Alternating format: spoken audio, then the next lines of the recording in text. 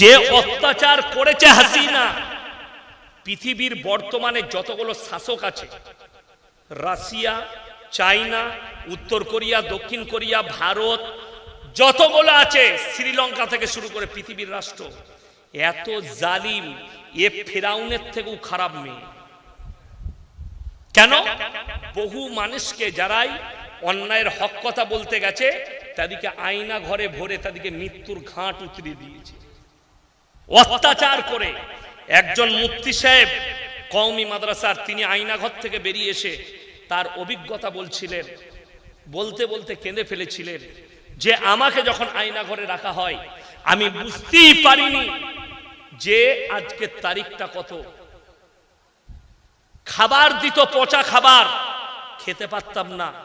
তারপরে নিয়ত করলাম এরপর রোজা রাখতে শুরু করব। সেহরি খেতে লাগলাম,